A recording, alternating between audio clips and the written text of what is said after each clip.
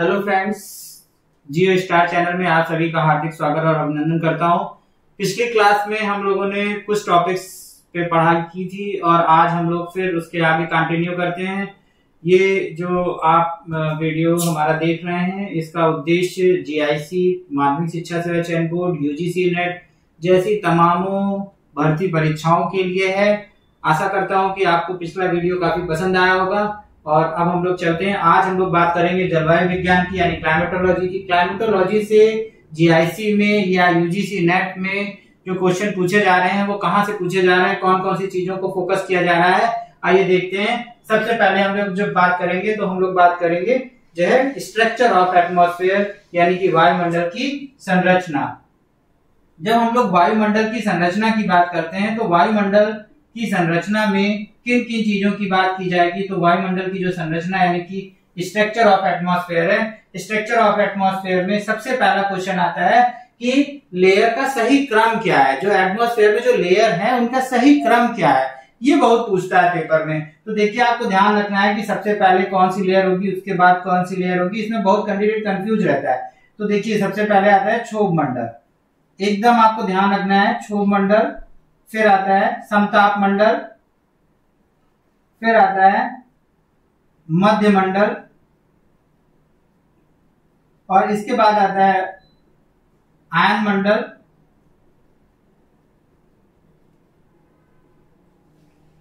फिर आता है बहिर्मंडल। अब पेपर में क्वेश्चन क्या है, पेपर में क्वेश्चन आता है कि लेयर का सही क्रम, और सही क्रम बताने के लिए उसका वो इंग्लिश में दे देता है, जैसे हमने हिंदी में लिखा है। अब जो हिंदी मीडियम का स्टूडेंट है वो क्षोभ मंडल, संताप मंडल पढ़ के जा रहा है, लेकिन पेपर में क्वेश्चन जो आ रहा है वो ऐसे नहीं आ रहा है। वो क्या कह रहा है, वो कह रहा है ट्रोपोस्फेयर, स्ट्रेटोस्फेयर, ओजोनोस्फेयर, ऐसे देता है। तो जो हिंदी मीडियम का स्टूडेंट है वो कंफ्यूज हो जाता है। तो आपको ध्यान रखना है कि जो क्षोभ मंडल है इसको कहते हैं ट्रोपोस्फेयर, जो समताप मंडल है इसको कहते हैं स्ट्रेटोस्फेयर, ये है मीजोस्फेयर, ये है आयनोस्फेयर, ये है एक्सोस्फेयर। तो ये आपको क्रम आपको याद रखना है, पहली चीज। दूसरी चीज क्या है, दूसरी चीज ये है कि अब आपको ये ध्यान रखना है कि अब यहां से क्वेश्चन क्या बनेगा। क्षोभ मंडल से कौन कौन से क्वेश्चन बनना है। क्षोभ मंडल से सबसे पहला क्वेश्चन बनता है कि क्षोभ मंडल की ऊंचाई कितनी है। तो 0 से 14 किलोमीटर क्षोभ मंडल की ऊंचाई है। सबसे पहला सवाल 0 से 14 किलोमीटर। और इसी को जब क्वेश्चन ये पूछता है कि बताइए कि पोल पर इसकी ऊंचाई कितनी है, तो हम कहते हैं पोल पर ये जो है लगभग 8 से 10 किलोमीटर तक है। तो ये दोनों बातें आपको ध्यान रखनी है। दूसरी चीज क्या है कि क्षोभ मंडल से और क्या क्वेश्चन बन रहा है। क्षोभ मंडल से क्वेश्चन बनता है कि ये वो मंडल है जिसमें मौसम की सारी गतिविधियां होती हैं, यानी मौसम में होने वाली जितनी भी एक्टिविटीज जो आप देखते हैं, आंधी, तूफान, झंझावात, जो कुछ भी आप देख रहे हैं, ये सब कहाँ हो रहा है, क्षोभ मंडल में हो रहा है। तो मौसम में होने वाली सारी घटनाएं कहाँ घटती हैं, क्षोभ मंडल में घटती हैं। फिर आता है नेक्स्ट आपका कि क्षोभ मंडल से और क्या क्वेश्चन बन सकता है। तो क्षोभ मंडल से क्वेश्चन बनता है कि जिसमें प्रत्येक 165 मीटर की ऊंचाई पर, 165 मीटर की ऊंचाई पर तापमान में 1 डिग्री सेल्सियस की कमी आती है। तो ये भी क्वेश्चन आता है कि कितने मीटर की ऊंचाई पर तापमान में 1 डिग्री सेंटीग्रेड की कमी आती है।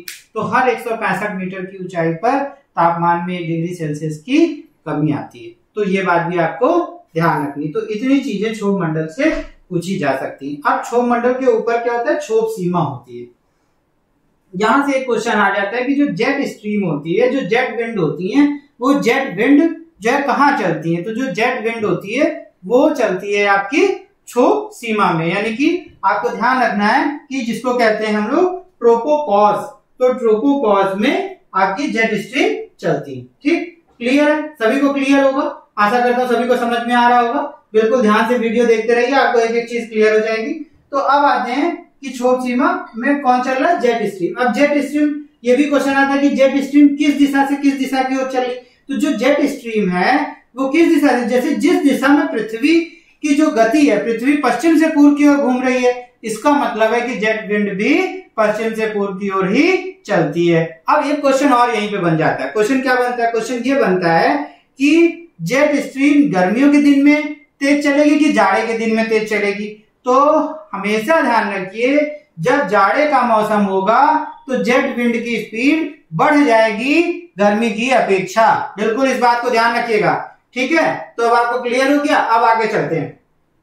अब आइए समताप मंडल। समताप यानी समान तापमान, नाम से पता चल रहा है कि समताप मतलब समान तापमान। अब तापमान समान है तो जब सब तापमान समान होगा तो कौन उड़ेगा? हवाई जहाज उड़ने लगेगा। ठीक, यानी कि जो स्ट्रेटोस्फेयर है, स्ट्रेटोस्फेयर में एरोप्लेन बहुत ही आसानी से और उड़ने के लिए सबसे उचित जगह। पहला इंपॉर्टेंट क्वेश्चन।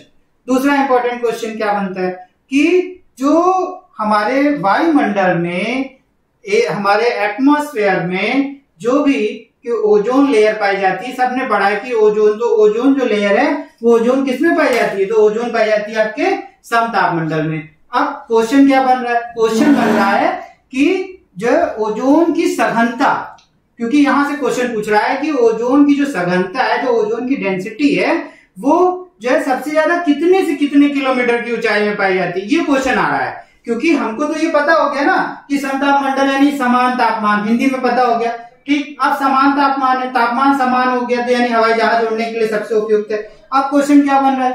क्वेश्चन कह रहा है कि ओजोन किसका भाग है? तो ओजोन किसका भाग है? ओजोन समताप मंडल का भाग है। क्योंकि ये भी क्वेश्चन आता है कि ओजोन निम्नलिखित में से किसका पार्ट है? तो ओजोन किसका पार्ट है? समताप मंडल का। अब वो क्वेश्चन क्या पूछ रहा है? क्वेश्चन पूछता है कि ये बताओ कि ओजोन की सघनता सबसे अधिक कितने किलोमीटर में है? तो जो ओजोन की सघनता है वो 20 से 35 किलोमीटर में सबसे अधिक पाई जाती है। तो अब आपको समझ में आ गया होगा कि जो ओजोन की जो सघनता है वो यानी सबसे ज्यादा ओजोन की डेंसिटी कितना है? 20 से 35 किलोमीटर में सबसे ज्यादा ओजोन की डेंसिटी पाई जाती है। क्लियर हो गया? अब यहां से और क्या क्वेश्चन बन सकता है? क्योंकि अब ओजोन की बात आई तो ओजोन क्या है ये भी चलिए चलते चलते देख लेते हैं, ओजोन के बारे में पता चल जाए। तो सबसे पहला कि ओजोन का केमिकल नेम क्या है? तो ओजोन का केमिकल नेम क्या है? O3, नंबर 1 बात। नंबर 2 बात क्या है? ओजोन से और क्या क्वेश्चन बनेगा? ओजोन को कौन सी गैस नुकसान पहुंचा रही है? तो ओजोन को नुकसान पहुंचाने वाली गैस है क्लोरोफ्लोरोकार्बन यानी CFC। तीसरा क्वेश्चन क्या बनता है ओजोन से? ओजोन कंजर्वेशन डे कब मनाते हैं? यानी ओजोन संरक्षण दिवस कब मनाया जा रहा है? 16 सितंबर को। तो ये क्वेश्चन ऐसे हैं कि जो एक चीज अगर आप पढ़ रहे हैं तो उसके साथ साथ ये भी पढ़ना है। अब ओजोन के साथ साथ ओजोन क्या काम कर रही है? तो ओजोन क्या कर रही है? सूर्य से आने वाली जो यूवी रेजेस हैं उनको आने में रोकती है। यानी कि जब सन से एनर्जी जब आ रही है रेस, क्योंकि सन से दो तरह की रेज आती है, एक लॉन्ग वेव्स होती है और एक शॉर्ट वेव्स होती है। तो जो लॉन्ग वेव्स होती है वो आ नहीं पाती क्योंकि जैसे क्लाउड है, वाटर वेपर है, डस्ट पार्टिकल्स हैं, इन कारणों की वजह से वो कहीं ना कहीं रिफ्लेक्ट होती है। जो शॉर्ट वेव्स होती है वो आ जाती है। अब आने के बाद भी कौन मिल गया? यहाँ पे ओजोन लेयर मिल गई। ओजोन क्या काम करी? छाते की तरह काम कर रही है, यानी सुरक्षा। जैसे बरसात हो रही तो छाता लगा लिए बच गए, ऐसे ही ओजोन क्या कर रही है? लगभग 99% हीट को ट्रैप कर देती है, 1% ही केवल नीचे आ पा रही। उस 1% में हम लोग 45-47 डिग्री सेंटीग्रेड टेम्परेचर हो गया। अगर कहीं ये ना हो तो क्या होगा? तो एकदम समझ लीजिए स्किन डिसीजेस की जो समस्या आप पढ़ते हैं किताब में वही समस्या यहाँ हो जाएगी। तो यानी अब आपको समझ में आ गया होगा कि ओजोन का हमारी लाइफ में क्या इंपॉर्टेंस है। एक तरफ तो फायदा हो गया, लेकिन कहीं कहीं पर ओजोन नुकसान भी पहुंचाती है। क्योंकि अगर हम लोग और गहन अध्ययन करें इस विषय पर जाकर तो कुछ ऐसे इलेक्ट्रॉनिक इंस्ट्रूमेंट्स हैं जिनको हम लोग अपने लाइफ में यूज करते हैं, उनसे भी ओजोन जनरेट होती है।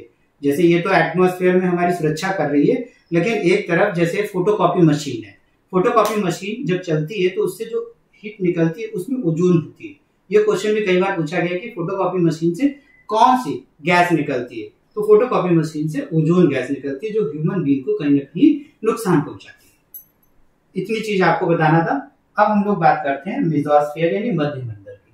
मध्यमंडल में क्या इंपॉर्टेंट है या यहाँ से क्या पेपर में क्वेश्चन आ रहा है? कई बार कई एग्जाम में एक क्वेश्चन पूछा गया कि जो उल्का पिंड्स होते हैं वो उल्का पिंड कहाँ गिरते हैं? ऑप्शन दे देता है क्षोभ, संताप, ओजोन, आयन, वही। तो ये आपको ध्यान रखना है कि जो उल्का पिंड्स हैं वो आपके कहाँ गिरेंगे? वो आकर के मेसोस्फीयर में, मध्यमंडल में गिरते हैं। ये बहुत ही इंपॉर्टेंट क्वेश्चन है, कई बार ये एग्जाम में पूछा गया है। दूसरा, क्योंकि बहुत से बच्चे इसको आयनोस्फीयर में ही गिरा देते हैं, जो कि गलत है। आयनोस्फीयर में नहीं गिरेगा क्योंकि इलेक्ट्रोमैग्नेटिक वेव्स चलती है वहां, तो वहां पर तो और जलेगा। तो क्यों यहीं पर ये ठंडा हो जाता है? क्योंकि यहाँ पर टेम्परेचर अन्य मंडलों की अपेक्षा कम होता है। तो इसलिए ये भी क्वेश्चन आता है कि निम्नलिखित में से किस मंडल में तापमान कम रिकॉर्ड किया जाता है या सबसे कम होता है? तो वो भी मेसोस्फीयर यानी कि मध्यमंडल। तो आपको बात समझ में आ गई होगी। फिर आते हैं हम लोग आयनोस्फेयर यानी आयन मंडल। जितने भी रेडियो एक्टिव वेव्स चलती है, जितने भी टीवी, मोबाइल, वाईफाई, जितना भी हमारा कम्युनिकेशन सिस्टम है, वो सब कहां से चल रहा है? आयन मंडल से यानी आयनोस्फेयर से। तो आपको ये भी ध्यान रखना है कि आयन मंडल की ये इंपॉर्टेंस है। हमने आपको बताया कि अभी रेडियो वेव्स चल रही है, इलेक्ट्रोमैग्नेटिक वेव्स चल रही है, ये सब कहाँ चल रही है? आयन मंडल में चल रही है। ठीक, फिर आते हैं हम लोग बहिर्मंडल, ये सबसे आउटर है, इससे बहुत ज्यादा कोई इंपॉर्टेंट नहीं। हाइड्रोजन और हीलियम के बादल पाए जाते हैं, इतनी चीजें यहाँ पर इंपॉर्टेंट। अब हम लोग बात करेंगे कंपोजिशन ऑफ एटमॉस्फेयर की। कंपोजिशन ऑफ एटमॉस्फेयर, उद्देश्य हमारा ये है कि आपको जीआईसी और यूजीसी नेट में ज्यादा से ज्यादा मार्क्स प्राप्त हो जाए। हमारा चैनल इसी पर काम कर रहा है कि ज्यादा से ज्यादा चीजें आपको मिले, ज्यादा से ज्यादा चीजें जो मिलेंगी तो कम समय में आप रिवीजन कर लेंगे और आपको फायदा हो जाएगा। क्योंकि आपको भी पता है जीआईसी में 40 क्वेश्चन जीएस के आने और 80 क्वेश्चन आपके जो है सब्जेक्ट के आने और नेट में 100 क्वेश्चन आएंगे। और इसी वीडियो को अगर आप 1 घंटा देख लेंगे तो निश्चित है कि आपके ज्यादा से ज्यादा क्वेश्चन फंस जाएंगे, क्योंकि हमें और ज्यादा बात इस पर नहीं करनी है। टॉपिक पे आते हैं, फिर अब बात करते हैं कंपोजिशन ऑफ एटमॉस्फेयर। तो जब कंपोजिशन की बात करते हैं यानी वायुमंडल के संगठन की बात करते हैं तो सिर्फ 3 चीजों को देखना है। कौन कौन सी 3 चीजें हैं? सबसे पहले आता है गैस, फिर आता है वाटर वेपर और फिर आता है आपका डस्ट पार्टिकल। इन 3 चीजों को केवल देखना है, क्योंकि पेपर में क्वेश्चन जो बन रहा है वो सिर्फ यहीं से बन रहा है। अब गैस से क्या क्वेश्चन बनेगा? गैस से वो क्वेश्चन बनाता है तो सबसे पहले कहता है कि वायुमंडल में गैसों का सही क्रम बताइए। तो सही क्रम की जब बात की जाएगी तो सभी को याद रहता है, लेकिन कैंडिडेट क्या करता है? गलत कर देता है। सबसे पहले आता है नाइट्रोजन। नाइट्रोजन कितने परसेंट है? नाइट्रोजन है 78%। फिर आता है सेकंड नंबर पे ऑक्सीजन। ऑक्सीजन कितने परसेंट है? 20.8%। फिर थर्ड नंबर पे कौन है? आर्गन। आर्गन कितने परसेंट है? 0.93%। और फोर्थ नंबर पे क्या है? ये भी आपको ध्यान रखना है, क्योंकि आजकल दशमलव के बाद तक की डिजिट लिख रहा है, तो इसलिए इसको भी आपको ध्यान रखना है। फिर आता है आर्गन के बाद कार्बन डाइऑक्साइड यानी CO2, और ये कितना है? 0.03%। बस इतनी सी चीज आपको ध्यान रखनी है कि वायुमंडल में गैसों का जो सही क्रम है, वैसे तो 10 गैसें हैं, 10 गैसों को हम नहीं पढ़ेंगे, 10 गैसों को पढ़ने की आवश्यकता भी नहीं है। सिर्फ इतना पढ़ना है कि नाइट्रोजन, फिर ऑक्सीजन, फिर आर्गन, फिर कार्बन डाइऑक्साइड और फिर आपके ये 4 गैसें। अब इनका ये सही क्रम है। अब पेपर में जो क्वेश्चन पूछ रहा है, क्योंकि नाइट्रोजन की इंपॉर्टेंस क्या है ये तो सबको पता चल गया। अब नाइट्रोजन की क्या क्या इंपॉर्टेंस है, सबसे पहली इंपॉर्टेंस बताइए। नाइट्रोजन की जो सबसे पहली इंपॉर्टेंस है वो क्या है? नाइट्रोजन में सबसे पहले आपको ये ध्यान रखना है कि वायुमंडल की सबसे भारी गैस है। नंबर 1 बात, जब वायुमंडल की सबसे भारी गैस है तो इसका मतलब क्या होगा कि ये पृथ्वी के नियरेस्ट होगी। जब नियरेस्ट होगी तो इसका मतलब क्या होगा? क्योंकि ये सॉइल के टच में रहेगी, तो जो सॉइल में, मिट्टी में जो राइजोबियम बैक्टीरिया है, वो क्या करता है? नाइट्रोजनिफिकेशन की क्रिया करता है। और जब नाइट्रोजनिफिकेशन की क्रिया करता है तो वायुमंडल के नाइट्रोजन को लेकर के और मिट्टी में नाइट्रोजन की मात्रा को बढ़ा देता है। ये साइकिलिंग प्रोसेस चलता है, यानी कि मिट्टी में नाइट्रोजन का तत्व कहां से आया? एटमॉस्फेयर से, क्योंकि नाइट्रोजन एक भारी गैस है इसलिए वो पृथ्वी के नजदीक रहती है, जिसकी वजह से वो जब राइजोबियम बैक्टीरिया उसके साथ रिएक्शन करता है नाइट्रोजनिफिकेशन की, तो मिट्टी में नाइट्रोजन की मात्रा बढ़ती है, जो गेहूं के फसल को नाइट्रोजन की अधिक आवश्यकता पड़ती है। ठीक, एक बात। दूसरा, नाइट्रोजन की क्या इंपॉर्टेंस है? आप एसिड रेन कहते हैं, नाइट्रोजन डाइऑक्साइड, सल्फर डाइऑक्साइड। तो अगर नाइट्रोजन ना हो तो ऐसा नहीं हो पाएगा, एसिड रेन नहीं होगी। तीसरा, नाइट्रोजन का एक सबसे बड़ा काम है हमारे एटमॉस्फेयर में, जब आप आग जलाते हैं तो आग बहुत तेजी से भभक के नहीं जलती। कारण, अगर वायुमंडल में नाइट्रोजन विद्यमान है, यही वजह है कि आग हमेशा स्लो मोशन में जलती है, कभी भी तेजी से नहीं जलती। तो नाइट्रोजन आग को तेजी से जलने से रोकने का काम करती है, ये बात आपको ध्यान रखना है।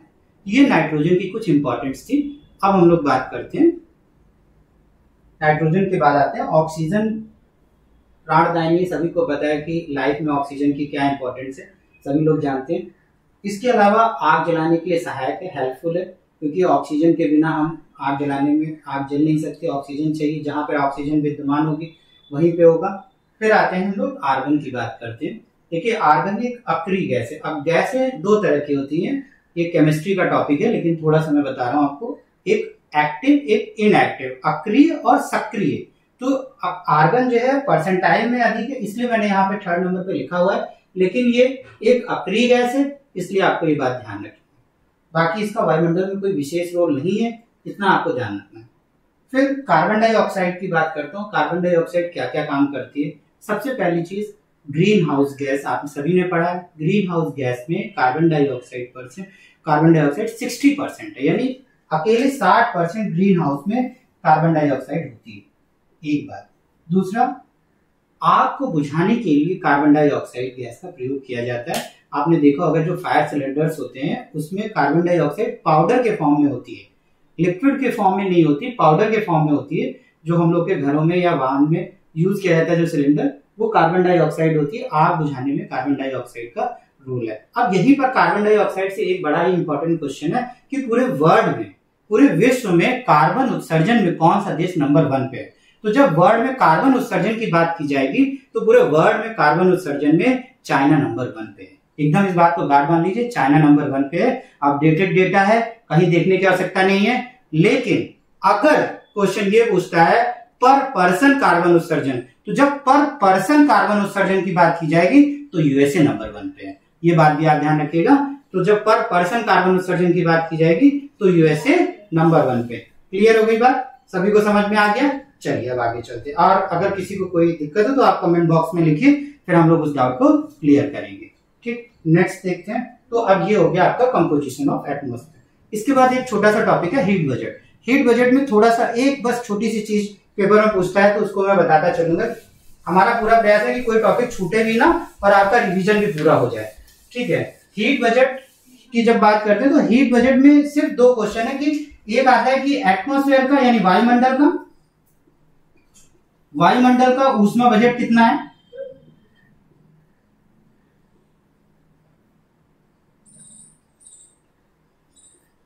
तो वायुमंडल का ऊष्मा बजट है आपका 48%। और जब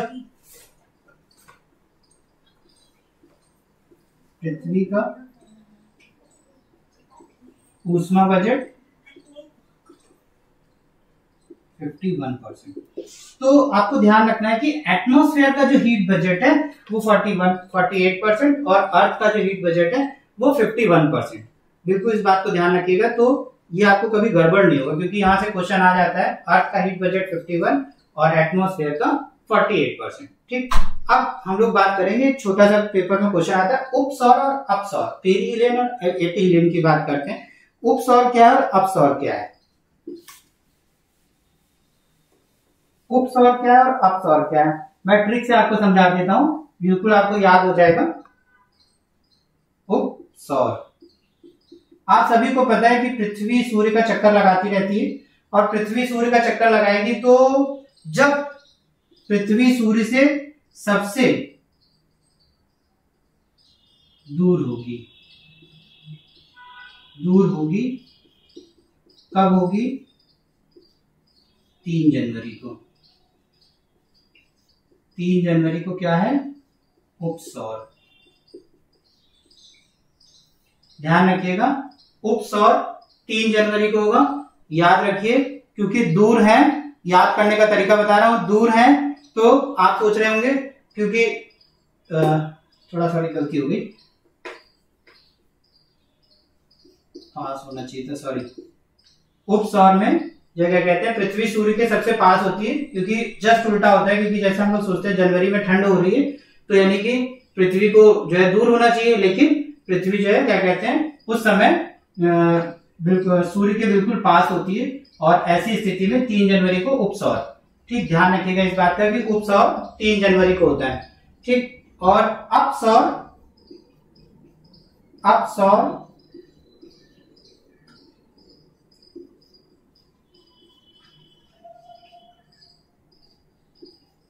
यानी कि पृथ्वी सूर्य से जब सबसे दूर होती है 4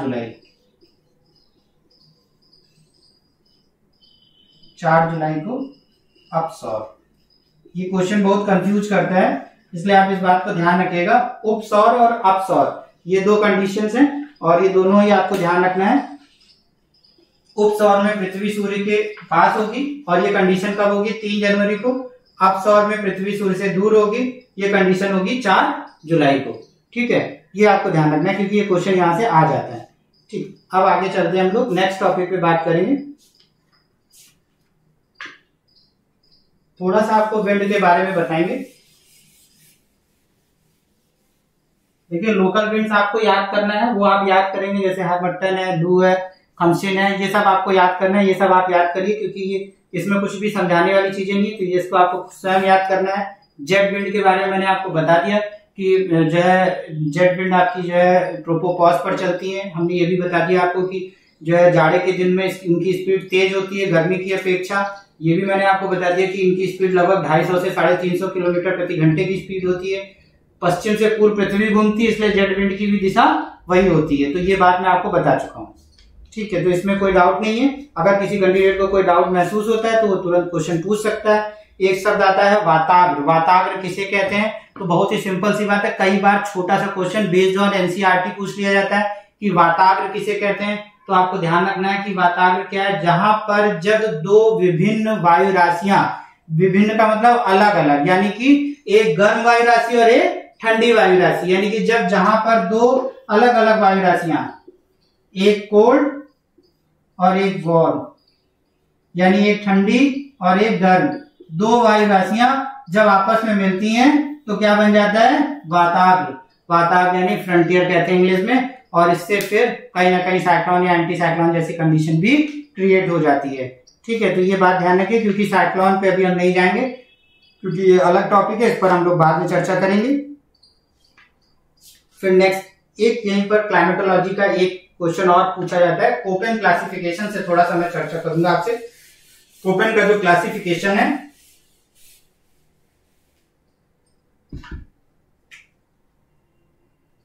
सबसे पहली चीज की कोपेन ने क्लासिफिकेशन अपना कब दिया था?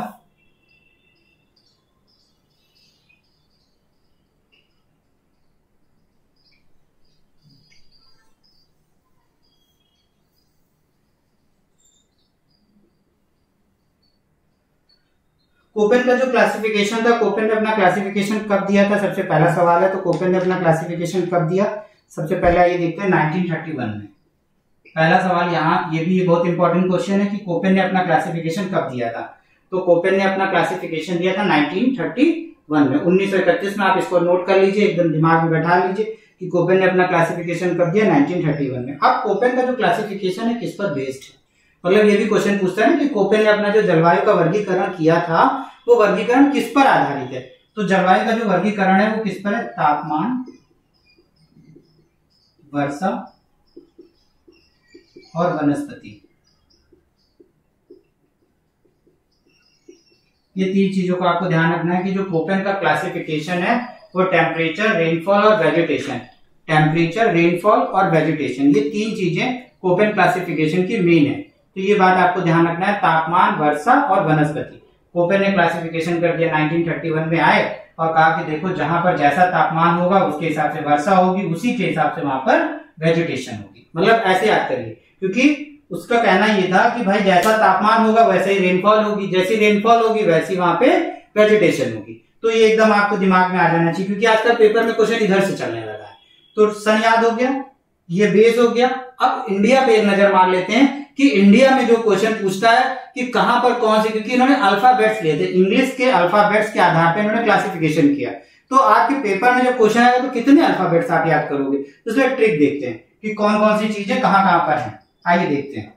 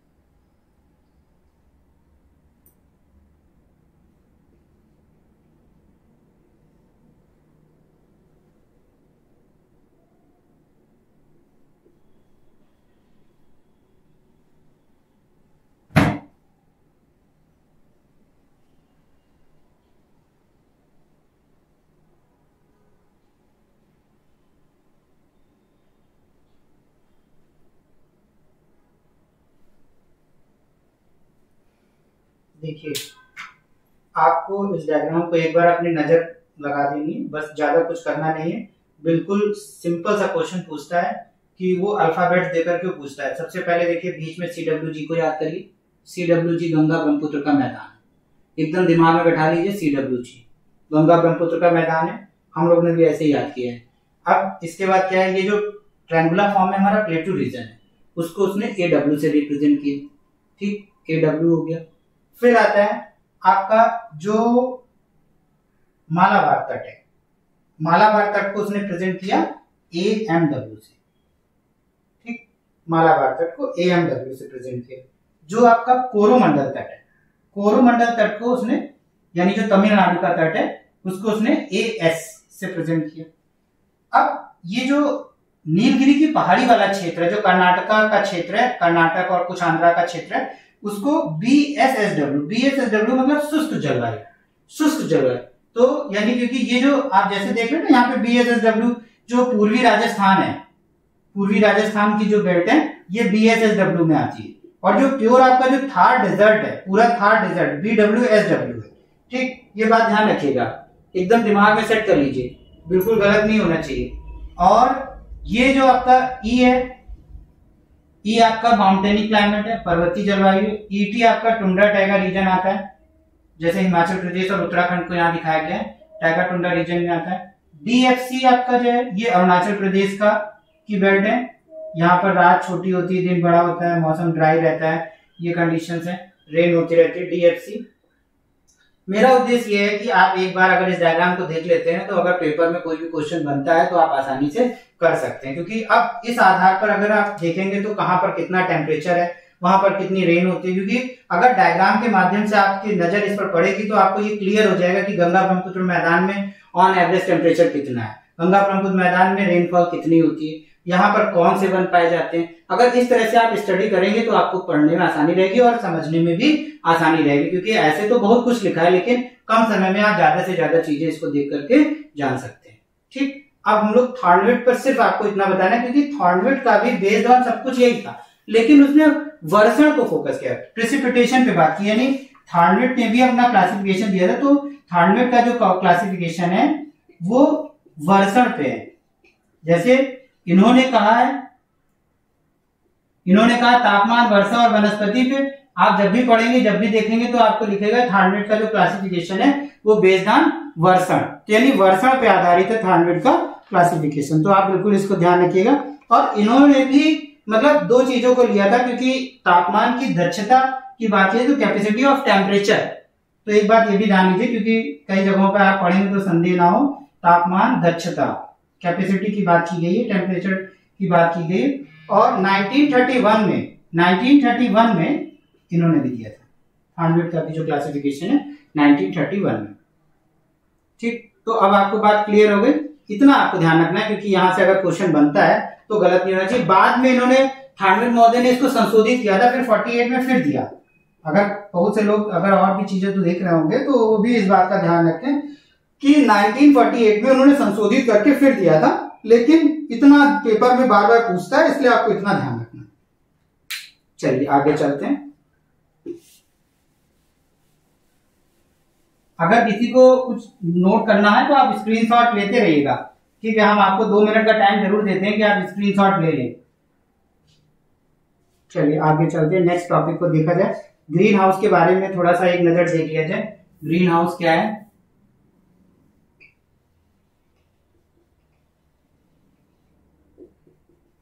देखिए, ग्रीन हाउस में हम एक डायग्राम के माध्यम से आपको समझा देते हैं। ग्रीन हाउस में कौन सी गैस कितनी है, कितना परसेंटेज है, कौन कौन सी मिलती है, ये आपके लिए इंपॉर्टेंट है।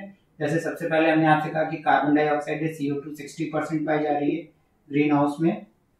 फिर आता है आपका मीथेन, मीथेन 20% है। फिर आता है आपका CFC, क्लोरोफ्लोरोकार्बन है, ये 14% है। फिर आपका आता है जलवाष्प और N2O, नाइट्रस ऑक्साइड, ये है आपका 5% और 1%।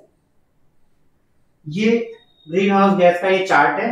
अगर आप लोग इसको ध्यान से एक बार देख लेंगे तो आपको फायदा होगा, क्योंकि पेपर में जब भी क्वेश्चन पूछता है तो ग्रीन हाउस में कौन सी गैस सबसे अधिक पाई जाती है, या दूसरा क्वेश्चन उसने ये पूछा है कि निम्नलिखित में से कौन सी गैस ग्रीन हाउस में से निकलती है। वो हो सकता है कि ज्यादातर वो ये ना दे करके वो वाटर वेपर को पूछ लेता है, क्योंकि वो CO2 और मीथेन सबको पता होती है, तो वो या जलवाष्प या N2O को ज्यादातर पूछता है। तो लोगों को ये लगता है कि जलवाष्प कहाँ होगा, तो लेकिन ग्रीन हाउस में जलवाष्प भी विद्यमान है, इसलिए इस बात को ध्यान रखिएगा कि ये क्वेश्चन में आता है, इसलिए इस जलवाष्प को ध्यान रखिए, क्योंकि निम्नलिखित में से कौन नहीं है ये बहुत पूछता है, तो इसलिए आप इसको ध्यान रखिए, ये आता है क्वेश्चन पेपर में। क्लाइमेटोलॉजी में इतनी चीजें इंपॉर्टेंट थी। अब हम लोग बात करेंगे ओशनोग्राफी की।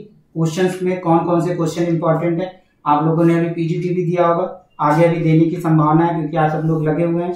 आशा करता हूं कि सभी का इस बार हो जाए। सबसे इंपॉर्टेंट क्वेश्चन की बात करेंगे हम लोग, जो सबसे इंपॉर्टेंट है ओशनोग्राफी में।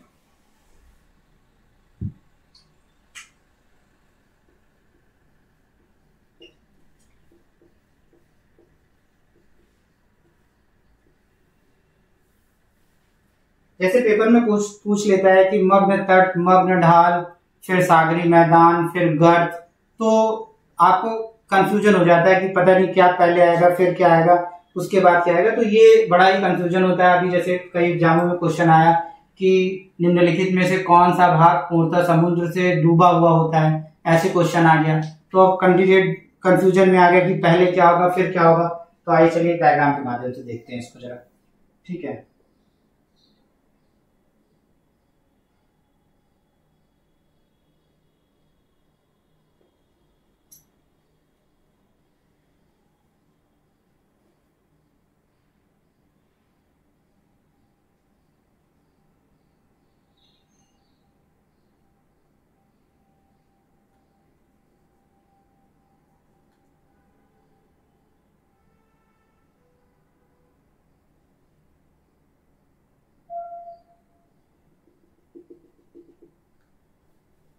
ये देखिए, अब इसमें मैं अभी आपको दिखाता हूँ कि मग्न तट किसे कहते हैं, फिर ढाल किसे कहते हैं।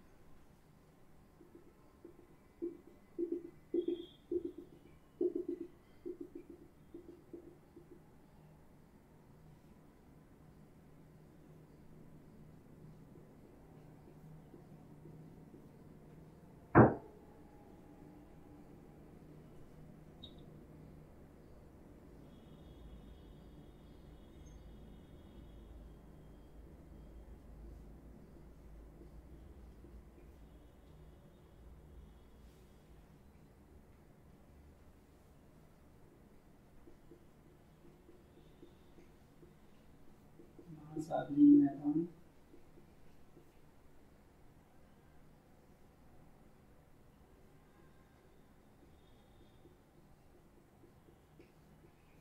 गर्त।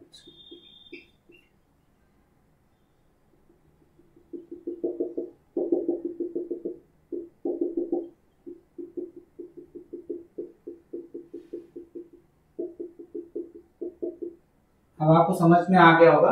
देखिए, सबसे पहले मग्न तट आता है, तट के बाद फिर ढाल आता है, ढाल के बाद फिर महासागरी मैदान आता है, मैदान के बाद फिर महासागरी गर्त आता है।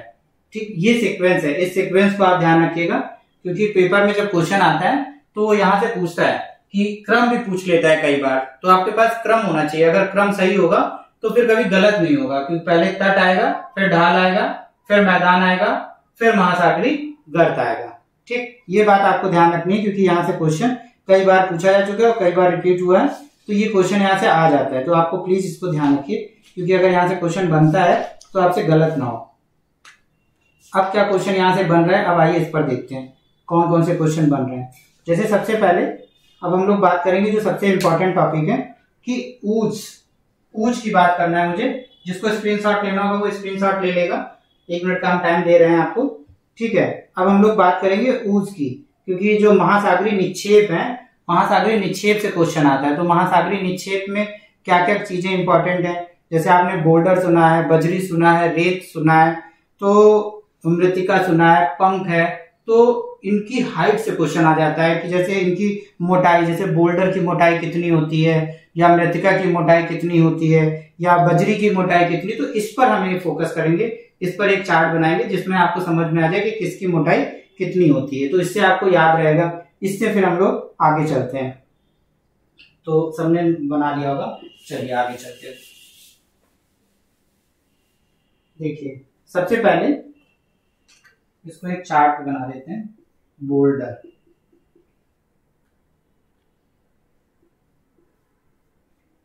फिर आता है बोल्डर के बाद आता है बजरी, फिर बजरी के बाद रेत, बजरी फिर रेत, ठीक है। फिर आती है आपकी गाद। अब बोल्डर की मोटाई कितनी होती है, तो वो 256 मिलीमीटर, ठीक। एमएम से तो सभी लोग जान जाएंगे, एमएम फॉर मिलीमीटर, 256। फिर आता है बजरी, बजरी 2 से 255 मिलीमीटर। फिर आता है आपका रेत, रेत लगभग 1 से 115 एम,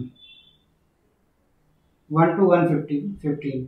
फिर जो गाद है ये 1/32 mm, ठीक है। तो यहां से क्वेश्चन जरूर आ जाता है, अगर आप कोई भी एग्जाम दे रहे हैं तो आजकल कोई बहुत बड़ी बात नहीं है, क्वेश्चन जरूर पूछ लेता है। तो प्लीज इसका आप स्क्रीनशॉट जरूर ले लीजिएगा, क्योंकि बोल्डर की मोटाई वो पूछ रहा है कि बोल्डर की मोटाई कितनी है, तो 256 मिलीमीटर है। बजरी 2 से 255 मिलीमीटर है। रेत 1 to 115 mm है। गाद 1/32 mm का मतलब हो गया कि 0.32 mm। अगर किसी को मैथ में दिक्कत है तो हम ऐसे बता दे रहे हैं कि 0.32, तो कई बार ऐसे भी लिखा आ जाता है पेपर में कि 0.32 से 0.50 mm। तो आपको कंफ्यूज नहीं होना है, क्योंकि एकदम फिक्स तो होती नहीं है, क्योंकि ये तो प्राकृतिक है, तो एकदम फिक्स होगी नहीं, तो इसलिए आप कंफ्यूज ना हो, ठीक है। चलिए अब ये यहाँ तक इम्पोर्टेंट था। अब हम लोग जरा सा मड की बात करेंगे। जैसे ब्लू मड है, तो ब्लू मड की क्या इंपॉर्टेंस है, इसमें क्या मिलता है, कौन कौन सी चीजें हैं, तो आइए अब इसको देखते हैं। उसको मैं हटाता हूं।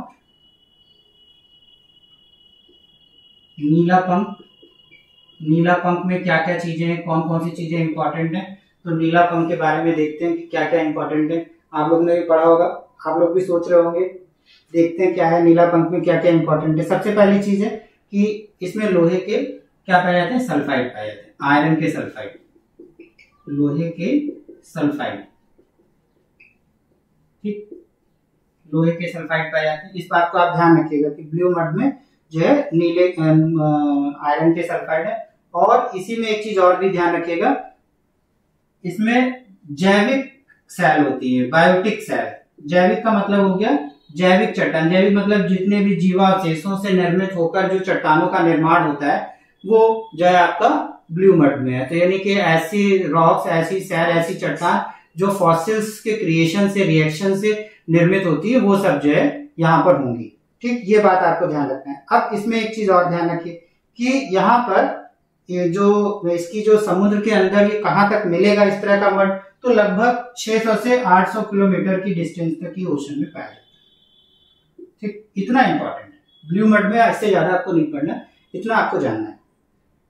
फिर आता है आपका यहीं पे मड में, अब रेड मड की बात करते हैं। जो लाल पंख है इसको मिटा देते हैं, क्योंकि आपको पता चल गया।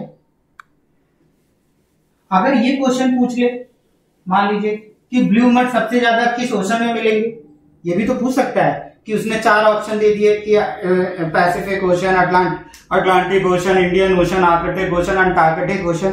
तो आप क्या करेंगे, तो आप ध्यान रखिएगा ब्लू मड सबसे ज्यादा किसमें मिलेंगे, आर्कटिक में, आर्कटिक महासागर में, आर्कटिक ओशन में सबसे ज्यादा ब्लू मड मिलते हैं। ये बात आप ध्यान रखिए, बस सबसे ज्यादा मिलना है कहां पे मिलेगा, आर्कटिक ओशन में, ठीक। फिर उसके बाद अटलांटिक में, सेकंड नंबर पे अटलांटिक आता है।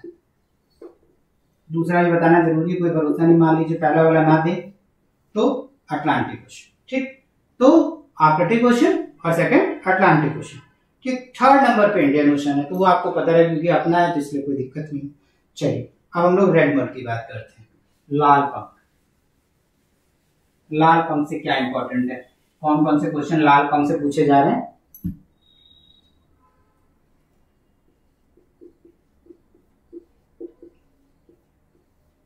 लाल पंख में देखिए क्वेश्चन क्या क्या बनना है। सबसे पहली चीज है कि इसमें मिट्टी में क्या क्या मिलेगा। लाल पंख में लोहे के ऑक्साइड है, लोहे के क्या मिल रहा है, ऑक्साइड, लोहे के क्या मिल रहा है, ऑक्साइड। बड़ा कंफ्यूजन है क्योंकि वहां नीले पंख में क्या होता है, लोहे आयरन के सल्फाइड मिल रहे थे और यहाँ क्या मिल रहा है, आयरन के जो है ऑक्साइड मिल रहा है। तो आयरन के ऑक्साइड की अधिकता के कारण ही इस पंख को क्या कहते हैं, रेड मड, लाल पंख कहते हैं। ठीक, अब आपको ये बात ध्यान में आ गई होगी। अब इसमें इंपॉर्टेंट क्या है, क्योंकि इसमें चूने का जो अंश होता है वो लगभग 30 से 40%। किसी चीज की 100% गारंटी नहीं कि 30% पाया जाता है, क्योंकि ये सब नेचुरल होता है, तो इसलिए 30 से 40%। मान लीजिए किसी किताब में आपने पढ़ लिया तो आप उसको कंफ्यूजन में मत रखिएगा। 30 से 40% जो है इसमें चूने की मात्रा होती है। ठीक, और अगर पढ़ना है, एथेंटिक पढ़ना है, तो आप सविंदर सिंह साहब को पढ़िए, उनसे बेस्ट कोई किताब नहीं। चलिए आगे चलते हैं। अब अगर आपसे पूछा जाए कि मान लीजिए रेड मड मिलेगा कहाँ, सबसे ज्यादा कहाँ मिलेगा, जैसे हमने आपको ब्लू मड बताया आगे क्वेश्चन में, तो रेड मड कहाँ मिलेगा सबसे ज्यादा, तो रेड मड मिलेगा येलो सी में। सबसे ज्यादा मिलता है पीत सागर, यानी येलो सी, पीत सागर, ध्यान रखिएगा, पीत सागर में। और इसके बाद अगर पूछ लिया तो फिर आपको मैं बता दे रहा हूं, आप ब्राजील के कोस्ट पे चले जाइए, वहां देख लीजिए, कल्पना करिए आप वहां पर हैं इस समय, तो ब्राजील के तट पर।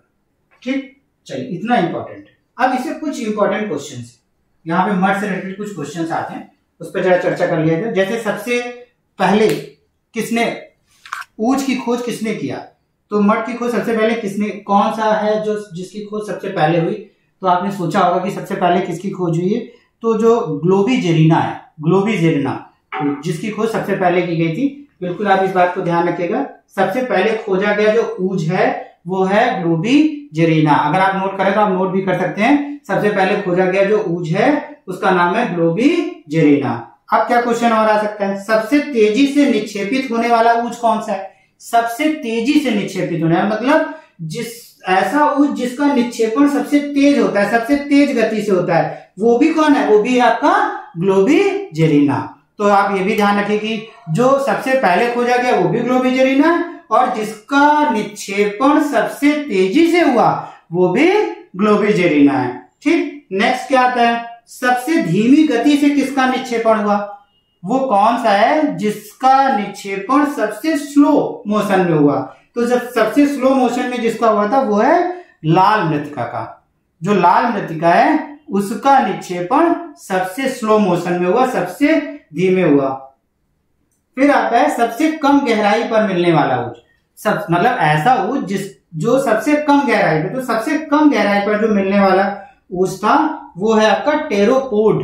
क्या नाम है उसका, टेरोपोड। तो सबसे कम गहराई पर मिलने वाला जो ऊज है वो है टेरोपोड। ये सब नोट कर लीजिएगा, बहुत ही इंपॉर्टेंट क्वेश्चन है, और आपको ऐसा लगता है कि हमें आ रहा है, बट जब आप एग्जाम में बैठते हैं तो आपको कंफ्यूजन हो जाता है और आपसे गलत हो जाता है। इसलिए हम लोगों ने उन चीजों को उठाया है जो लगातार एग्जाम में आते हैं और कैंडिडेट से कहीं ना कहीं गलत हो जाते हैं, इसलिए आप इसको ध्यान रखिए।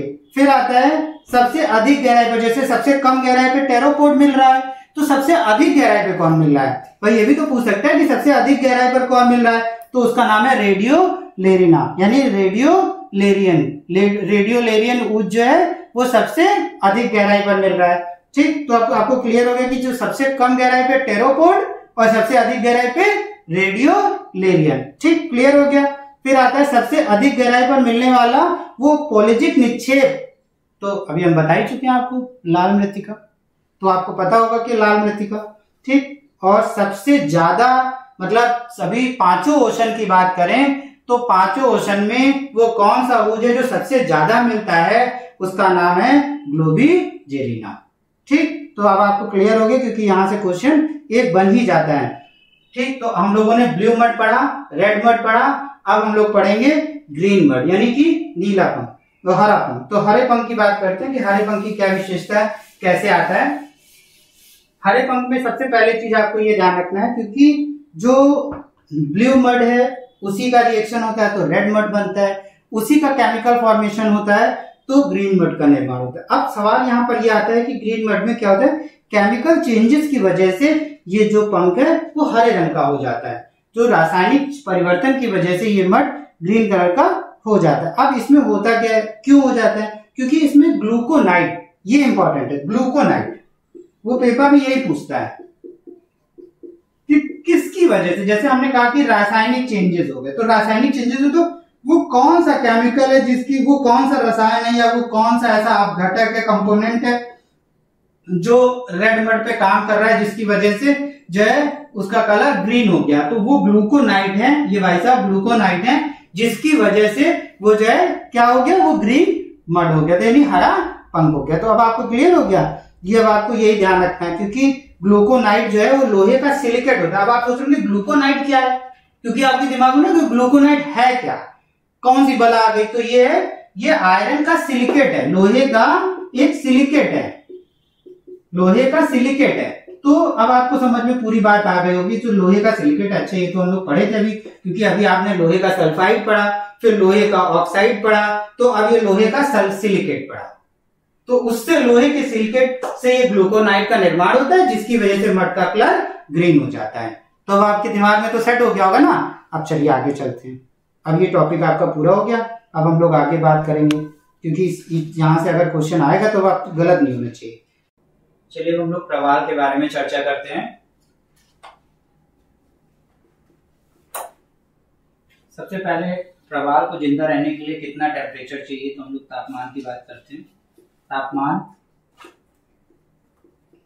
18 से 20 डिग्री सेंटीग्रेड, बहुत से बुक्स में 20 से 22 भी लिखा है, तो उसके लिए आप बिल्कुल कंफ्यूजन में मत रहिएगा, अगर 18 से 22 कह देंगे तो भी गलत नहीं है, ठीक है। तो ये हो गया प्रवाल को जिंदा रहने के लिए तापमान।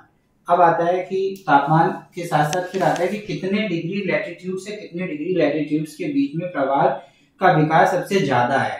तो हमेशा ध्यान रखिएगा 25 डिग्री नॉर्थ फिर 25 डिग्री साउथ, यानी 25 डिग्री उत्तरी अक्षांश से 25 डिग्री दक्षिणी अक्षांश के बीच में प्रवाल सबसे अधिक रहते हैं।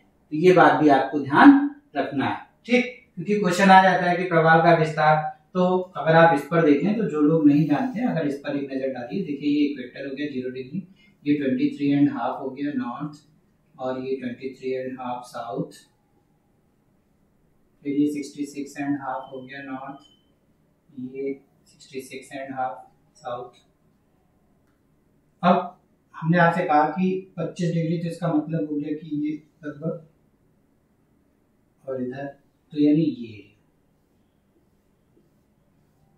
अब ये एरिया कैसा एरिया है, उष्ण कटिबंधीय। ऐसे भी क्वेश्चन आ जाता है ना कि प्रवाल को जिंदा रहने के लिए कैसा क्लाइमेट चाहिए, कैसी जलवायु चाहिए, तो उष्ण कटिबंधीय जलवायु चाहिए, उष्ण कटिबंधीय, ठीक। ये भी ध्यान रखिएगा क्योंकि ठंडे रीजन में प्रवाल नहीं रहता, तो ये बात भी आपको ध्यान रखना है, ठीक। तो इस बात को बिल्कुल ध्यान रखिए। और कोरल जहां पे निवास करता है वहां पे जो सैलिनिटी, क्योंकि बहुत ज्यादा सैलिनिटी भी नहीं चाहिए, क्योंकि बंद सागरों में कोरल नहीं रह सकता, क्योंकि बंद सागरों में लवणता बढ़ जाएगी और खुले सागरों में ही ये रहता है। तो यानी कितनी सैलिनिटी, ये भी क्वेश्चन आता है। तो 20 से 20 to 30 कोरल जहां पे निवास करेगा वहां पर जो लवणता देखी जाती है वो 20 से 30 लवणता होती है। तो ये बात भी आपको ध्यान रखना है, ठीक। तो इतना आपको जरूर ध्यान रखना है। ये कोरल अब समुद्र के अंदर कितनी गहराई तक रहता है, तो जब गहराई की बात करते हैं तो सूर्य का प्रकाश समुद्र के अंदर जहां तक पहुंचता है, तो मतलब एक नॉर्मल कंडीशन है कि सूर्य का प्रकाश धरातल में जहां तक पहुंचेगा कोरल वहां तक अपनी लाइफ साइकिल चलाता है, ठीक। तो इतना आपको कोरल के बारे में जानना आवश्यक है। चलिए अब हम लोग को क्या जानना है, अब हमें जानना है कि प्रवाल भित्ति की उत्पत्ति से संबंधित सिद्धांत कौन कौन से हैं, ठीक। क्योंकि यहां से क्वेश्चन आता है कि प्रवाल भित्ति की उत्पत्ति से संबंधित सिद्धांत कौन कौन से सिद्धांत हैं जो प्रवाल भित्ति की उत्पत्ति से संबंधित दिए गए हैं। तो यानी कि उत्पत्ति से संबंधित सिद्धांत, अब कौन कौन से सिद्धांत हैं। सबसे पहले आता है अवतलन सिद्धांत। कौन सा सिद्धांत, अवतलन। किसने दिया था, पेपर में क्या आ रहा है, आपको अंदर थ्योरी पे नहीं जाना है। अवतलन सिद्धांत, अवतलन सिद्धांत किसने दिया, तो जो अवतलन सिद्धांत है वो आपको दिया है डार्विन ने, ठीक। तो आपको याद हो गया। अवतरण सिद्धांत किसने दिया? डार्विन ने दिया है। फिर आता है आपका स्थिर स्थल सिद्धांत। स्थिर स्थल सिद्धांत किसने दिया? तो जो स्थिर स्थल सिद्धांत है, स्थिर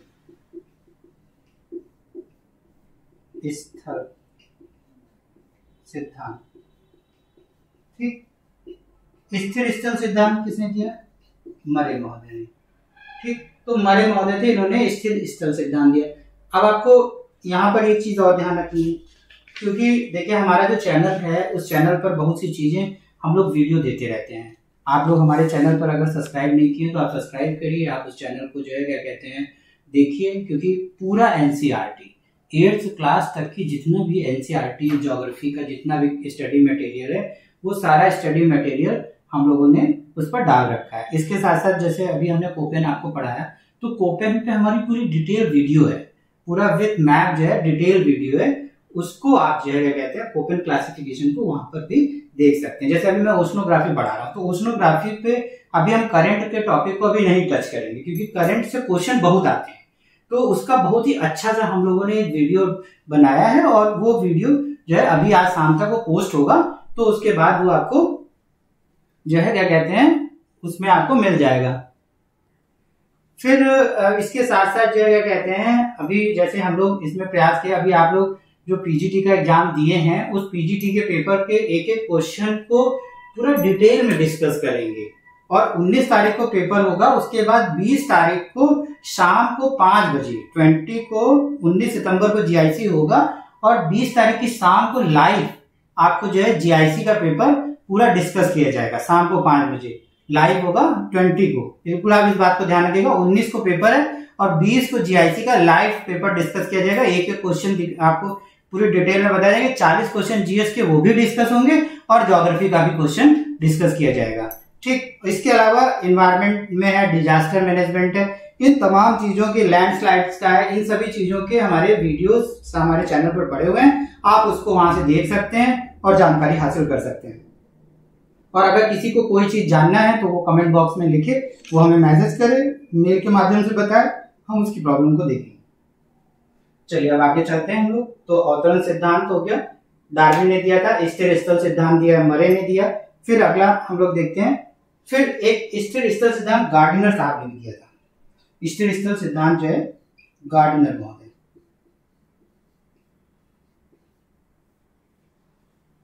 इसमें थोड़ा डाउट रहता है लेकिन आपको ध्यान रखना है, क्योंकि ये भी जो स्थिर स्थल सिद्धांत है ये गार्डिनर साहब का है, और इन्होंने भी दिया है, इसके बारे में इन्होंने भी बताया है, क्योंकि इन्होंने गार्डिनर ने तरंगों के आधार पर इसको बताया था, वेव्स के आधार पर बताया। तो थोड़ा सा इस बात को ध्यान रखिएगा, क्योंकि मरे साहब का तरंगों के आधार पर नहीं है, गार्डिनर साहब का जो है तरंगों के आधार पर उनका ये सिद्धांत दिया गया है। फिर आता है अगासीज का सिद्धांत। अगासीज महोदय ने सिद्धांत दिया था, उत्पत्ति, प्रवाह की उत्पत्ति संबंधित अगासीज।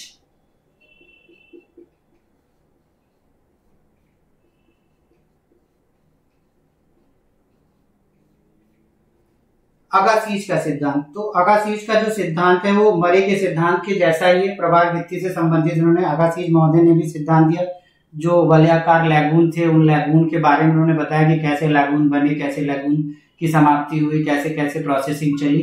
तो ये भी क्वेश्चन कई बार आ जाता है कि किसने जो है प्रवाह वृत्तियों के निर्माण की प्रक्रिया को लेकर के अपना सिद्धांत दिया, तो उसमें अगासीज महोदय का भी नाम उपस्थित होता है। फिर महाद्वीपीय फिसलन सिद्धांत बहुत पूछता है। महाद्वीपीय फिसलन सिद्धांत, महाद्वीपीय फिसलन सिद्धांत किसका है? तो महाद्वीपीय फिसलन सिद्धांत आप सभी ने पढ़ा होगा, डेली महोदय का है। बिल्कुल आप इस बात को ध्यान रखिएगा, महाद्वीपीय फिसलन सिद्धांत डेली महोदय का है। तो ठीक है, इस बात को आप ध्यान रखिए, महाद्वीपीय फिसलन सिद्धांत, और ये किसका है? डेली साहब का। तो बिल्कुल आप इसको ध्यान रखिए कि महाद्वीपीय फिसलन सिद्धांत डेली महोदय का है। फिर नेक्स्ट जो है क्या कहते हैं, फिर आता है आपका जो है कास्टिक शॉसर सिद्धांत। कास्टिक शॉसर, चलिए आइए देखते हैं क्या है कास्टिक शॉसर सिद्धांत। ठीक है,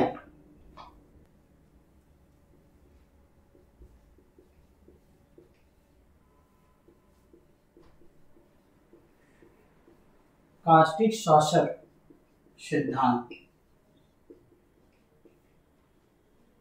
कास्टिक शोषण सिद्धांत। तो ये जो कास्टिक शोषण सिद्धांत है, ये भी क्या कहते हैं, ये सिद्धांत भी किसने दिया था? ये पृथ्वी से चुना हुआ पत्थर को लेकर के फिर टीलों को बनाकर और चबूतरों का जन्म हुआ और कैसे कैसे प्रोसेस हुआ, उसी पे आधारित है ये कास्टिक शोषण सिद्धांत। और इसको याबो और असानो द्वारा दिया गया था। याबो, इस सिद्धांत को दिया है याबो व असानो।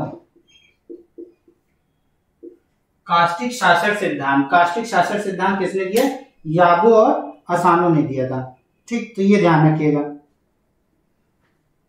अब जैसे पेपर में कई बार क्वेश्चन आ जाता है, आइए चलते देखते हैं प्लेट क्या है, प्लेट के बारे में।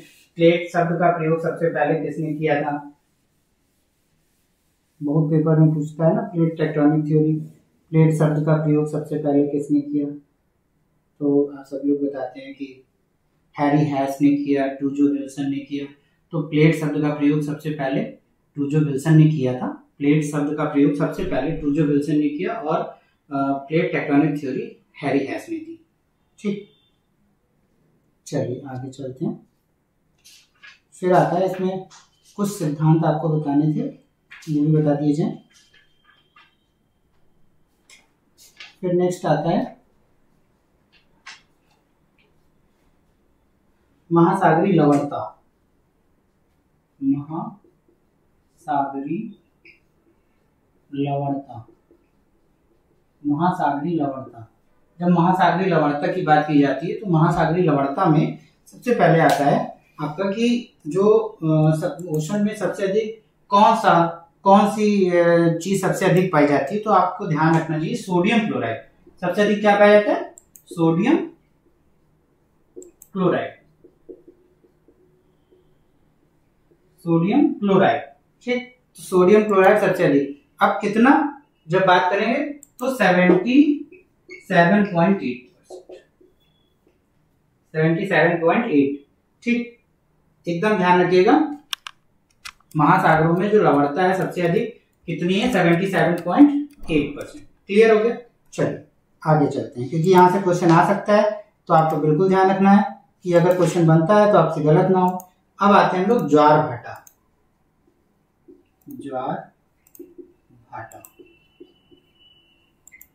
ज्वार भाटा की जब बात की जाती है, सबसे पहले क्वेश्चन बनता है कि 24 घंटे में कितनी बार हाई टाइड्स होता है? तो एकदम ध्यान रखिएगा, 24 घंटे में 2 बार हाई टाइड्स होता है। जब 24 घंटे में 2 बार हाई टाइड्स होता है तो एक हाई टाइड से दूसरे हाई टाइड के बीच में कितनी देर का अंतर होता है? तो एक हाई टाइड से दूसरे हाई टाइड के बीच में 12 घंटे 26 मिनट का अंतर होता है। 12 घंटे 26 मिनट का अंतर होता है। तो यानी इस बात को आपको ध्यान रखना है कि एक हाई टाइड से 24 घंटे में 2 बार हाई टाइड आता है और 2 बार में एक हाई टाइड से दूसरे हाई टाइड के बीच में 12 घंटे 26 मिनट का डिफरेंस होता है। ठीक, अब इसके अलावा पूर्णिमा की रात, अमावस्या की रात, पूर्णिमा को हाई टाइड और अमावस्या को भी हैवी हाई टाइड होता है। तो ये 2 दिन ऐसे भी होते हैं जब हैवी हाई टाइड होता है, ये भी आपको ध्यान रखना है। ठीक, यहीं पर एक क्वेश्चन और बता देता हूं कि पूर्णिमा को चंद्र ग्रहण होता है, अमावस्या को सूर्य ग्रहण होता है। ये बात भी आप ध्यान रखेंगे कि पूर्णिमा को चंद्र ग्रहण और अमावस्या को सूर्य ग्रहण होता है। क्लियर है? चलिए आगे चलते हैं। अब ज्वार भाटा के सिद्धांतों से बात करते हैं, क्योंकि यहां से क्वेश्चन बहुत पूछता है कि ज्वार भाटा से संबंधित सिद्धांत बताइए। तो जैसे ज्वार भाटा से संबंधित सिद्धांत क्या है? जैसे संतुलन सिद्धांत है, संतुलन सिद्धांत। अब ये सवाल उठता है कि संतुलन सिद्धांत किसने दिया था? संतुलन सिद्धांत किसका है? तो संतुलन सिद्धांत किसने दिया? न्यूटन। संतुलन सिद्धांत किसका है? न्यूटन का है। फिर आता है गतिक सिद्धांत।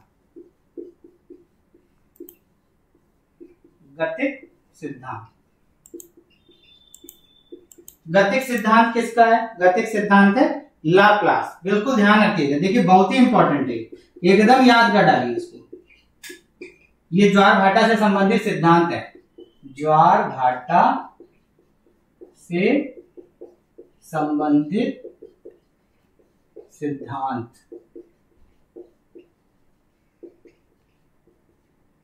अब संतुलन सिद्धांत पता हो गया आपको, न्यूटन ने दिया था। गतिज सिद्धांत किसने दिया?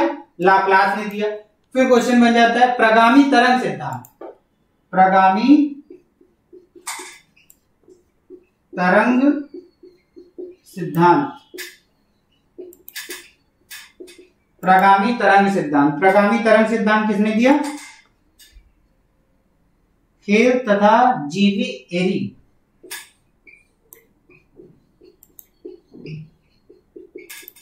जीवी एरी प्रगामी तरंग सिद्धांत खेर तथा जीवी एरी ने दिया था। फिर आता है स्थैतिक तरंग सिद्धांत। स्थैतिक तरंग सिद्धांत। स्थैतिक तरंग सिद्धांत किसने दिया? स्थैतिक तरंग सिद्धांत दिया है हैरिस ने, आर ए हैरिस ने दिया। नहर सिद्धांत किसने दिया? जीवी एरी। नहर सिद्धांत जीवी एरी। ठीक, बिल्कुल इंपॉर्टेंट है, इसको तुरंत याद कर लीजिएगा क्योंकि ये बहुत ही ज्यादा इंपॉर्टेंट है। यहां से क्वेश्चन बहुत पूछता है, तो इसलिए हम उन चीजों को बिल्कुल फोकस कर रहे हैं कि जो आपसे पूछे जाते हो और वो आपसे गलत ना हो। ठीक है, जैसा कि हमने आपको बताया था कि करंट्स की आपको अलग से क्लास का वीडियो दिया जाएगा, तो इसलिए उसमें बिल्कुल आप कंफ्यूजन में ना रहें। ठीक है, चलिए आगे चलते हैं। अब हम लोग बात करेंगे यह थॉट की, भौगोलिक विचारधारा, क्योंकि फटाफट रिवीजन करना है। हमारा ये चैनल इस समय रिवीजन के लिए बनाया गया है क्योंकि जीआईसी की परीक्षा आ गई है एकदम, और आप भी सोच रहे होंगे कि ज्यादा ना पढ़ना पड़े, कम समय में ज्यादा रिवीजन हो जाए। तो आइए चलते हैं, अब हम लोग जरा थॉट को देखते हैं। भौगोलिक विचारधारा, भौगोलिक विचारधारा, थॉट से क्या क्या इंपॉर्टेंट है। आइए थॉट पर नजर डालते हैं, थॉट में क्या क्या इंपॉर्टेंट है। थॉट में सबसे पहले हमें ये देखना है कि थॉट में क्या क्या चीजें कहां कहां से पूछी जा रही हैं। तो जो सबसे पहला सवाल आता है कि जैसे हम लोग बारहमिहिर के बारे में चर्चा करते हैं, बारहमिहिर कौन थे? तो बारहमिहिर ने पंच सैद्धांतिक खगोलीय ग्रंथ दिया था। आप सभी को पता है कि खगोलीय ग्रंथ दिया इन्होंने। आर्यभट्ट को आप जानते हैं, आर्यभट्ट ने भास्कराचार्य और नक्षत्रों के बारे में, वेदों के बारे में, पुराणों के बारे में आर्यभट्ट महोदय ने बताया था। इनके बारे में आप लोगों को कुछ पता ही है। अब हम लोग जैसे क्वेश्चन आ जाता है कई बार, यूनानी भौगोलिक चिंतन कौन कौन है? यहां से क्वेश्चन आता है कि निम्नलिखित में से यूनान भौगोलिक,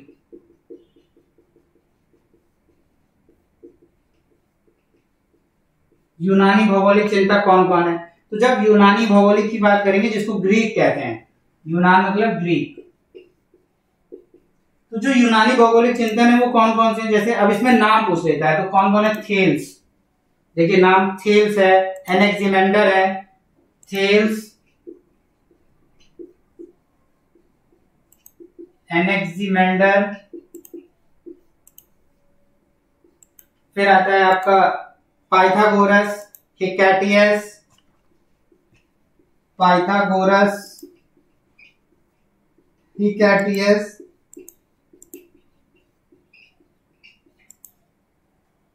फिर आता है हेरोडोटस, फिर आता है आपका प्लेटो, फिर अरस्तु, फिर थियोफ्रास्टर। एक बार मैं फिर से नाम आपको बोलता हूं। जो यूनानी भूगोल वेदक हैं, जो यूनानी भौगोलिक चिंतक हैं, उनमें कौन कौन से नाम आते हैं? थेल्स आते हैं, एनेक्सिमेंडर आते हैं, फिर पाइथागोरस आते हैं, पाइथागोरस के बाद हिकैटियस आते हैं, फिर हेरोडोटस आते हैं, फिर प्लेटो आते हैं, फिर अरस्तु आते हैं, फिर उसके बाद थियोफ्रास्टस आते हैं, फिर उसके बाद आपका इतने लोग जगह कहते हैं इसमें है। अब जैसे कुछ सबके बारे में क्या इंपॉर्टेंस है, किसने क्या कहा था, अगर इस पे चर्चा किया जाए तो थेल्स जो है यूनान का पहला चिंतक है। पहला थेल्स जो था वो यूनान का पहला चिंतक है, पहला दार्शनिक माना जाता है, और इसने भूगोल शब्द का प्रयोग किए बिना ही सबसे पहले इस विषय का व्यवस्थित विचार प्रस्तुत किया था। मतलब इस विषय पर उसने अध्ययन नहीं किया और उसने सबसे पहले ही इस विषय के बारे में अपने विचार रख दिए थे। ये थेल्स की विशेषता है। एनेक्सिमेंडर क्या थे? एनेक्सिमेंडर ये थेल्स का शिष्य था। एनेक्सिमेंडर जो था वो थेल्स का शिष्य था। तो जो एनेक्सिमेंडर था वो थेल्स का शिष्य था। जाहिर सी बात है थेल्स का शिष्य था तो ये भी यूनान का रहा होगा, और हम लोग यूनान की दार्शनिकों की बात भी कर रहे हैं। तो इन्होंने ब्रह्मांड विज्ञान को विकसित किया था। किसको विकसित किया? ब्रह्मांड विज्ञान को। जब ब्रह्मांड विज्ञान को विकसित किया तो इन्होंने स्वतंत्र रूप से ब्रह्मांड के बारे में चीजों को बता दिया। ठीक, अब सवाल उठता है कि जो एनेक्सिमेंडर थे ये गणितीय भूगोल में भी अपना योगदान दिए। गणितीय भूगोल को भी इन्होंने प्रेफरेंस दी, गणितीय भूगोल के बारे में भी इन्होंने बताया, और गणितीय भूगोल का संस्थापक भी, मैथमेटिकल ज्योग्राफी का संस्थापक भी किसको माना जाता है? एनेक्सिमेंडर को माना जाता है। ठीक, फिर आते हैं हम पाइथागोरस की बात करते हैं। पाइथागोरस तो सभी को पता है कि ग्लोब की परिकल्पना की जो प्रस्तुतिकरण था, यानी जो प्रस्तुत किया था सबसे पहले कि पृथ्वी को गोलाकार, जिसने बताया कि पृथ्वी गोल है, तो ये जो गोलाकार का जो कॉन्सेप्ट देने वाला जो कोई व्यक्ति था कि ब्रह्मांड के बीच में नहीं है, ये कल्पना की जा रही है, ये सब बात कौन कह रहा था? पाइथागोरस। ठीक, तो आपको समझ में आ गई होगी बात। हेकेटियस क्या थे? हेकेटियस ये मिलेट्स का निवासी था। जो हेकेटियस था वो मिलेट्स का निवासी था। तो जो मिलेट्स का निवासी था तो वो अपने समय पर उसने एक राजनीतिक भूगोलवेत्ता के रूप में, एक भौगोलिक भूगोलवेत्ता, राजनीतिक भूगोलवेत्ता के, पॉलिटिकल ज्योग्राफर के रूप में इसने अपना काम किया था हेकेटियस ने।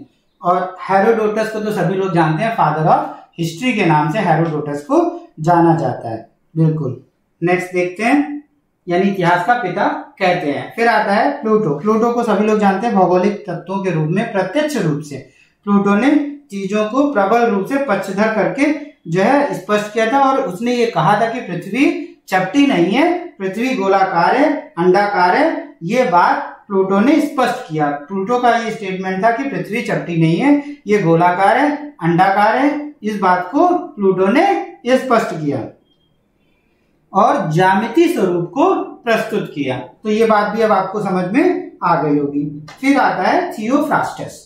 थियोफ्रास्टस जो थे, थियोफ्रास्टस अरस्तु के शिष्य थे। इसमें इतना इंपॉर्टेंट है। अब आते हैं हम लोग इरेटास्थेनीस। इरेटास्थेनीस को सर्वप्रथम जियोग्राफिका शब्द का प्रयोग इरेटास्थेनीस ने किया था। इरेटास्थेनीस ने सबसे पहले जियोग्राफिका शब्द का प्रयोग किया। बिल्कुल आप इस चीज को गांठ बांध लीजिए कि जियोग्राफिका शब्द का प्रयोग सबसे पहले किसने किया था?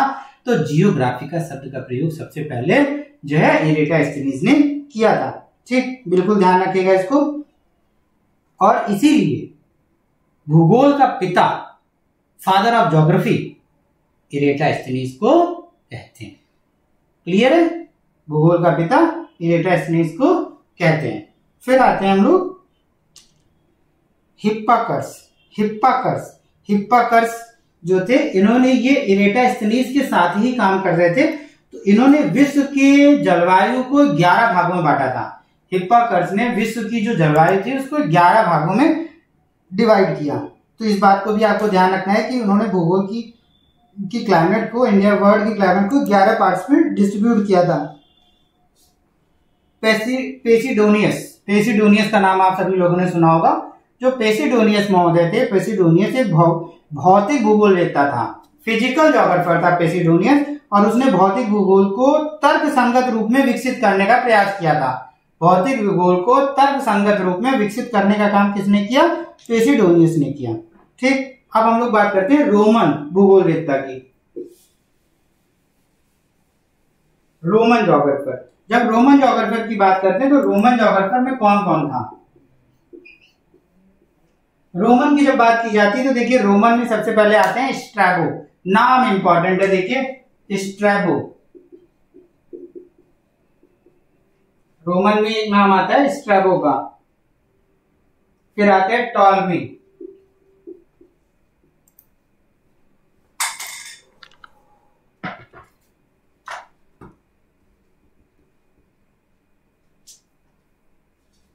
ये दो लोगों का नाम आपको ध्यान रखना है, ठीक है, कि एक हो गया स्ट्रैबो।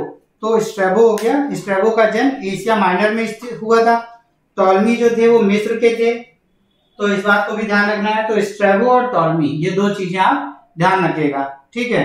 चलिए आगे चलते हैं। फिर आते हैं अरब भूगोलवेत्ताओं का नाम।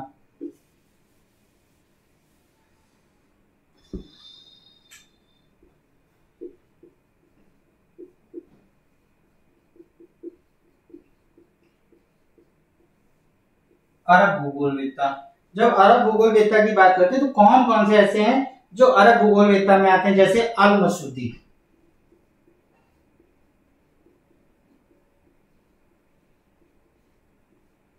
अल मसूदी। फिर आता है इब्न हाकल, इब्न हाकल। फिर आता है अल बरूनी,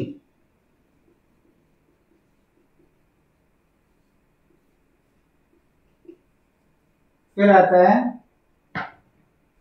अल इदरिसी,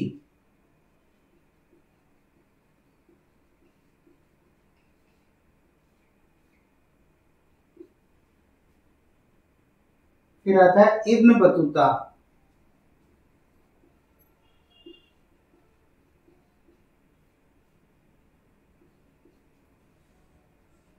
फिर इब्न खल्दून,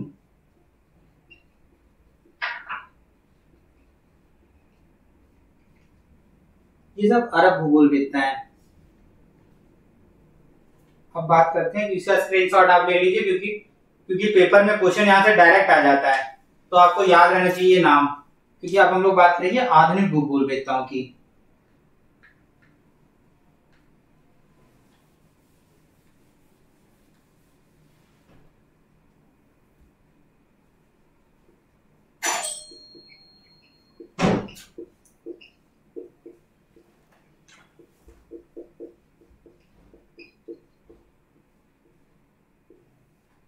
आधुनिक भूगोलवेत्ताओं में कौन कौन है? पहला आता है Marco Polo,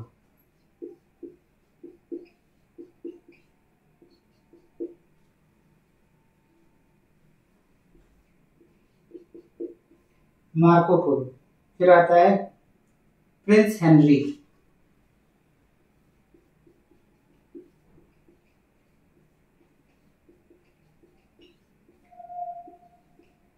Prince Henry. Christopher Columbus,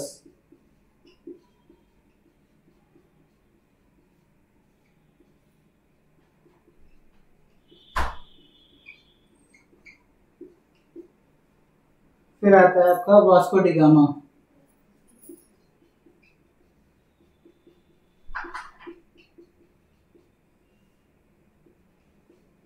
फिर आता है आपका मैगलन,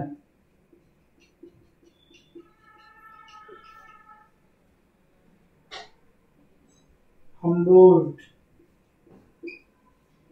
कास्मास लिखा था हम्बोल्ट ने, हम्बोल्ट की पुस्तक है कास्मास। कार्ल रिटर,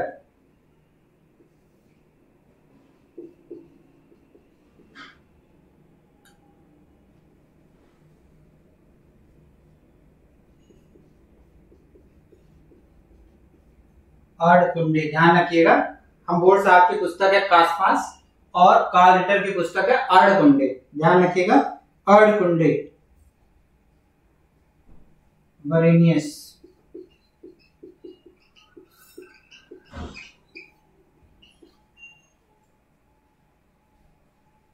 कांट,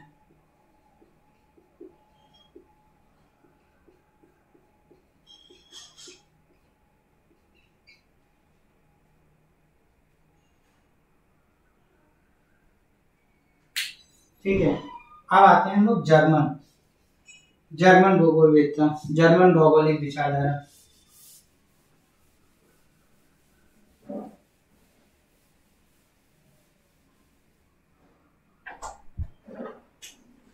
जर्मन भौगोलिक विचारक, जर्मन भौगोलिक विचारक कौन कौन थे? जब जर्मन भौगोलिक विचारक की बात करते हैं तो पहला आता है रेडजेल, फ्रेडरिक रेडजेल, जर्मन भौगोलिक विचारक फ्रेडरिक रेडजेल। फिर आते हैं, रेडजेल की पुस्तक बता देते हैं एंथ्रोपोजियोग्राफी, एंथ्रोपोजियोग्राफी,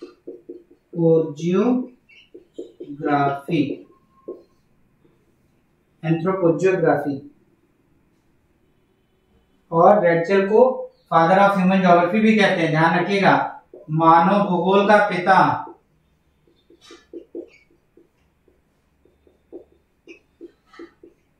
मानव भूगोल का पिता रिच्टहोफन।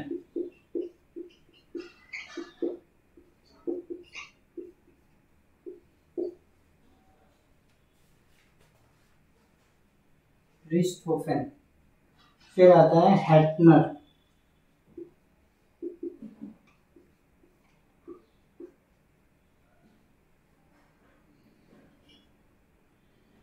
फिर आता है पेस्चर।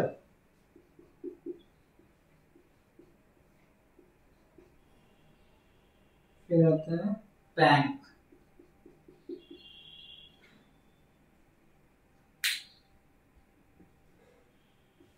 ठीक है, तो जर्मन भौगोलिक विचारधारक कौन हो गया? रेडजल हो गया, रिच्टहोफन हो गया, हेटनर हो गया, पेस्चर हो गया, प्लैंक हो गया। रेडजल की पुस्तक है एंथ्रोपोजियोग्राफी। रेडजल को मानव भूगोल का पिता भी कहते हैं।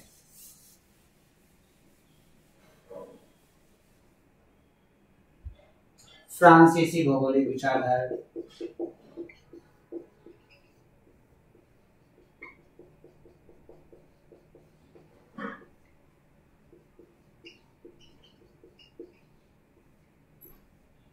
फ्रांसीसी भौगोलिक विचारक विडाल डी लाब्लास।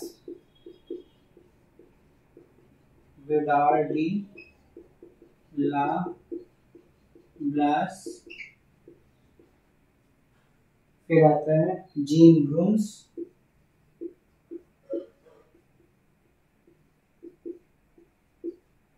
फिर आता है डिमांशियन।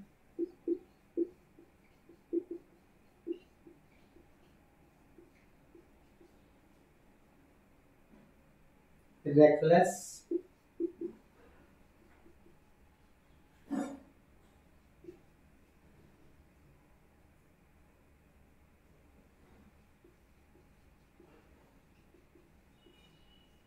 ब्लेचार्ड।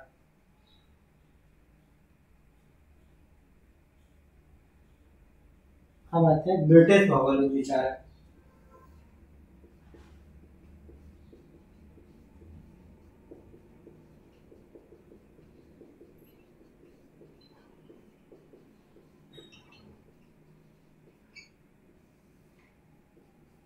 ब्रिटिश भौगोलिक विचारक कौन कौन थे?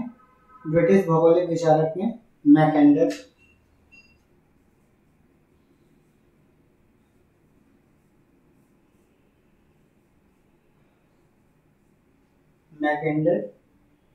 फिर आते हैं आपके हर्बर्टसन,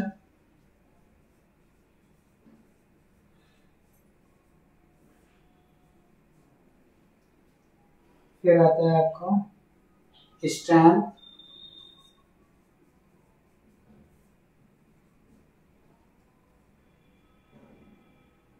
रॉक्सबी,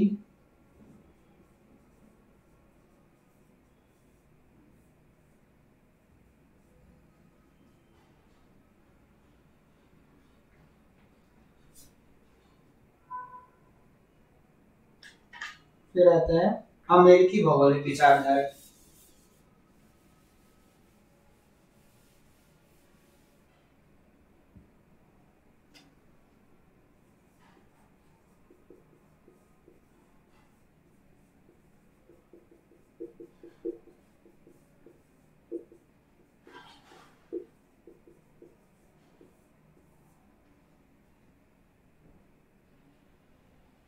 और जॉर्ज पार्किंस मार्श। जॉर्ज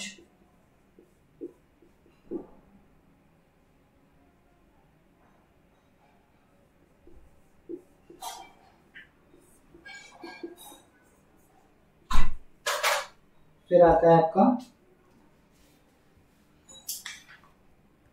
डेविस, फिर आता है जेफरसन,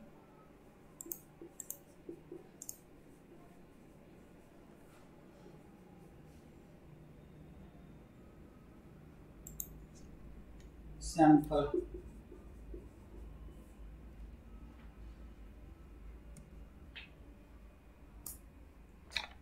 हंटिंगटन,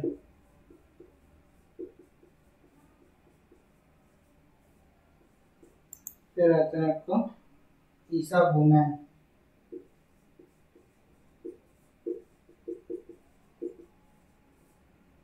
ठीक है। अब रुको और जाओ किसने दिया था, ये थ्योरी दी थी, रुको और जाओ, ये सिद्धांत है, ये रुको और जाओ का सिद्धांत किसका है, ध्यान रखिएगा इसको। रुको और जाओ ये कई बार पेपर में पूछा जाता है।